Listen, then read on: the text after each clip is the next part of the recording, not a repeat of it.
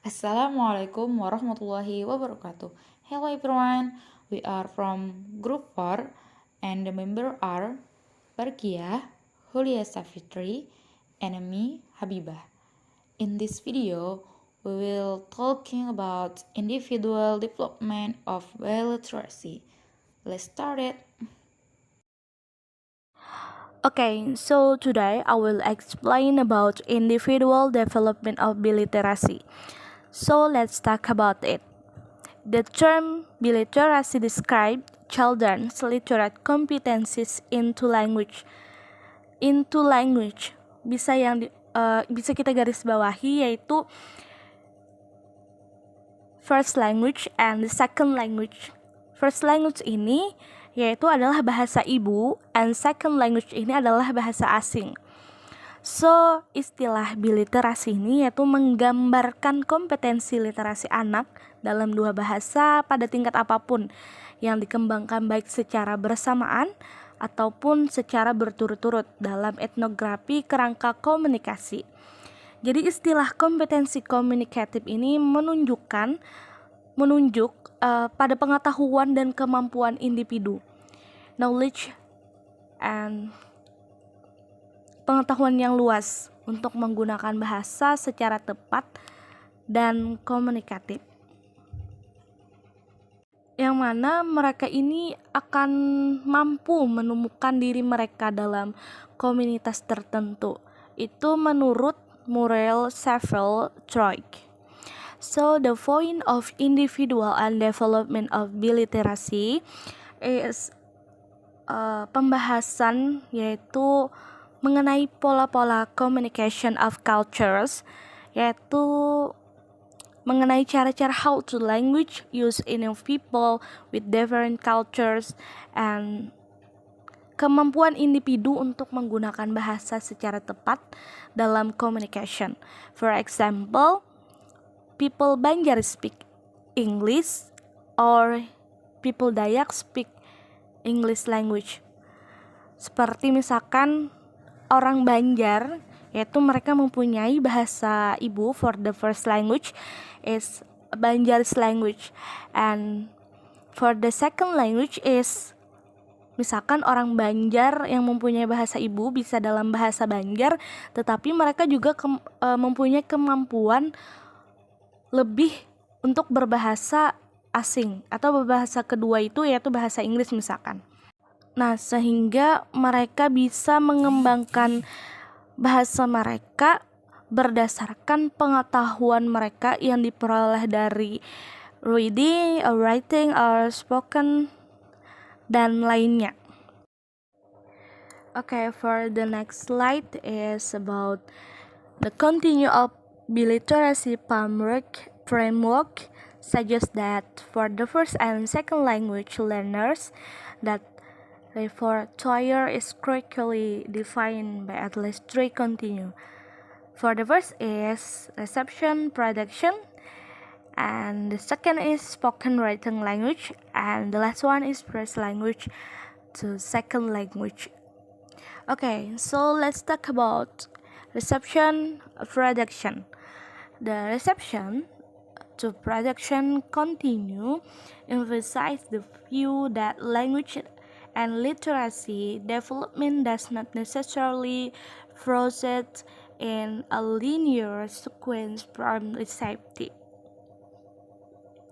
like listening and reading, to productive, like speaking and writing skill, but may begin at any point and process cumulatively or in support in either direction, yang mana maksudnya adalah urutan ini bebas, baik dari listening ke reading dulu kah atau mau menggunakan speaking dan writing, yang mana ini akan membantu pengetahuan kita tentang biliterasi. Perbedaan dalam pengembangan kedua keterampilan literasi and bilingual disorot oleh perbedaan dalam hubungan masing-masing keterampilan dengan faktor kontekstual serta oleh dinamika ketidakstabilan pengaruh dalam hubungan, baik itu tentang hubungan membaca dengan menulis, kemudian hubungan berbicara dan mendengarkan. Jadi bebas ya, kita bisa menggunakan tentang membaca dengan menulis, dari kita membaca, so we apply to write, and then we listen and spoke. Sebelumnya, para peneliti itu setuju bahwa biliterasi itu menggambarkan kompetensi komunikatif peserta didik dalam dua bahasa, yang mana tadi for the first language and second language, yang mana ini dikembangkan secara bersamaan atau tadi secara berturut-turut, baik di dalam atau sekitar tulisan. Okay, for the second is spoken writing language. Similarly, the oral language writing language continuum suggests that reading and writing is writing language skill are complementary to rather than sequentially relate to listening and speaking. Jadi writing and language skill ini relate dalam pengembangan pengetahuan listening and speaking atau oral language skill. Nah, membaca dan menulis keterampilan bahasa tertulis ini saling melengkapi, bukan secara berurutan terkait dengan mendengarkan dan berbicara keterampilan bahasa lisan. McKay menyuruti hubungan yang saling melengkapi dalam diskusinya tentang analisis atau reader tentang mode keterlibatan teknologi, fungsional dan sosial dalam praktik literasi kolaboratif dalam studinya, yaitu tentang 3 komunitas deskriptif Vasquez tentang peran yang berbeda dalam peristiwa literasi yang diambil oleh anggota individu bilingual as Mexico. Okay, for the last is first language and second language. Namun dalam pembahasan ini lebih diutamakan tentang first language ini, yaitu bahasa Spanyol dipengaruhi dengan second language yaitu bahasa Inggris. This is the last 3 continue of biliteracy framework. The first language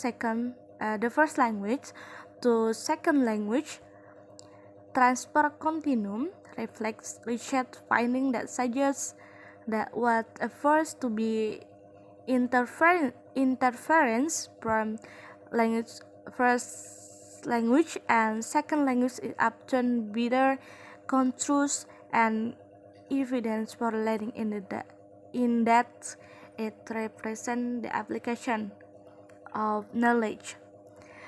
So for the second, the stronger the foundation and continuing development in first language, the greater the potential for enhanced learning.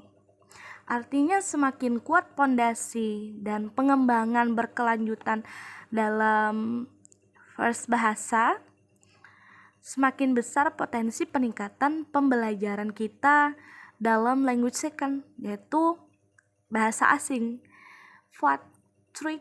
Nichols and John Rickford mengajukan klaim ini dalam menyajikan argumen yang mendukung penggunaan Pickens, Creoles, and bahasa Inggris vernacular Afrika and Amerika. So, perhatikan bahwa temuan bahasa pertama yang lebih kuat itu mengarah ke bahasa kedua yang lebih kuat daripada bahasa pertama, yang mana harus dikembangkan sepenuhnya sebelum bahasa kedua diperkenalkan. Sebaliknya, ketika bahasa pertama tidak boleh ditinggalkan sebelum dikembangkan sepenuhnya, kita tidak bisa menghilangkan bahasa first language untuk kita belajar ke bahasa kedua. Jadi tidak bisa dihilangkan, walaupun nanti pada kenyataannya kita lebih bisa menguasai pada bahasa kedua. Nah, poin ini akan dibahas lagi nanti ketika continuum exposure simultan berturut-turut di dalamnya, mengenai prosesnya. Poin ini akan dibahas nanti. The implication of continued developed biliteracy for language teaching and monetary education are clear. In relation to the development of student biliteracy, the context that is most beneficial of the context that provides opportunities for students to practice together with all point to continue, namely production and reception, so written and spoken language, and the last one is the first language and second language. I think that's all from me, so continue by the material will be continued by Julia Sapitri. Okay, I will continue the explanation from Barkia. So, the reception production continuum emphasizes the view that language and literacy development does not necessarily process in a linear sequence from receptive skills, or we can say listening and reading, to productive skills, or speaking and writing skills, but might begin at any point and process cumulatively or in spurts in either direction.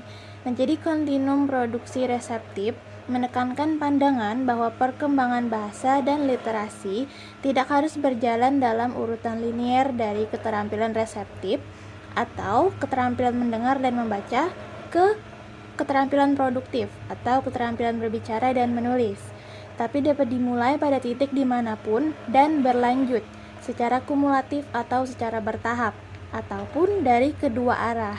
Nah, keterampilannya dapat dimulai dari kapan saja. Maksudnya urutannya bebas, bisa dari produktif lalu ke reseptif, ataupun sebaliknya.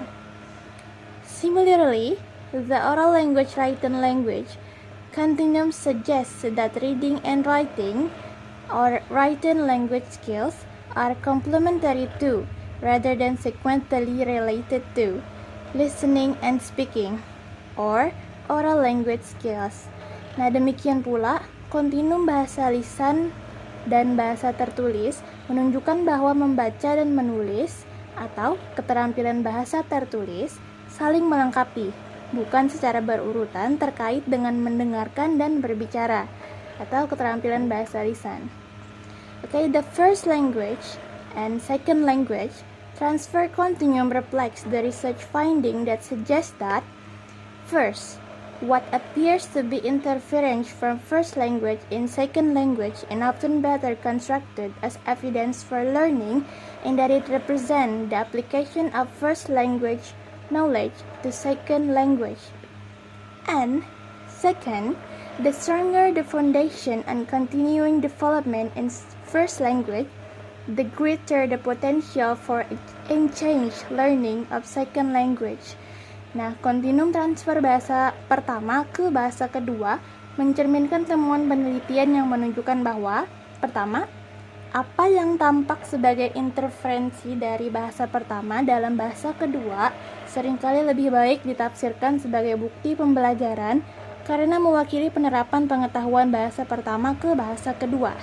Dan temuan yang kedua yaitu semakin kuat fondasi dan pengembangan berkelanjutan dalam bahasa pertama, semakin besar potensi peningkatan pembelajaran dalam bahasa kedua. Zavil-Troik argues that communicative competence includes not only linguistic but also interactional and cultural knowledge, and that indigenous cultural values and beliefs have a direct impact on a second language linguistic performance.